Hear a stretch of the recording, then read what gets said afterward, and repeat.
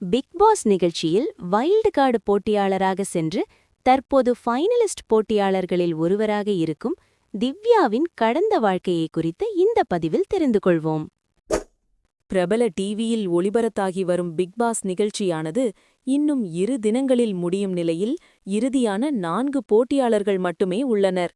சபரி, திவ்யா, அரோரா, விக்ரம் என 4 பேர் உள்ள நிலையில் இதில் திவ்யா வைல்டு கார்டு போட்டியாளராகவே உள்ளே சென்றார். ஆரம்பத்தில் பயங்கர சத்தம் போட்டு மிரட்டிய திவ்யா ஒரு கட்டத்தில் அமைதியாக இருந்தார்.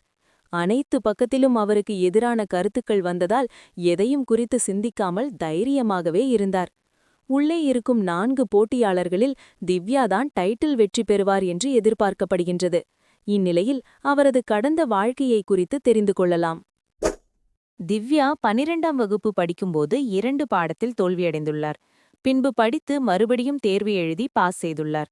பின்பு அவரது அக்கா கர்ப்பமாக இருந்ததால் அவரை பார்த்துக்கொள்ள ராமநாதபுரத்திலிருந்து சென்னைக்கு வந்த திவ்யாவிற்கு விஸ்காம் பட்டப்படிப்பு படித்து பட்டம் வாங்கியிருப்பது தெரியவந்துள்ளது. உடனே கஷ்டப்பட்டு கல்லூரி ஒன்றிலும் சேர்ந்த அவர் சிறிய ஷார்ட் பிலிம் நடிப்பதற்கு வாய்ப்பு கிடைத்துள்ளது. பின்பு இயக்குனரும் நடிகருமான ஆர்.கே. சுரேஷுடன் இவருக்கு திருமண நிச்சயதார்த்தம் 2017ஆம் ஆண்டு நடைபெற்றுள்ளது. இவர்கள் இருவரும் ஒரே ஊர் என்றும் சொந்தம் என்றும் கூறப்பட்டுள்ளது.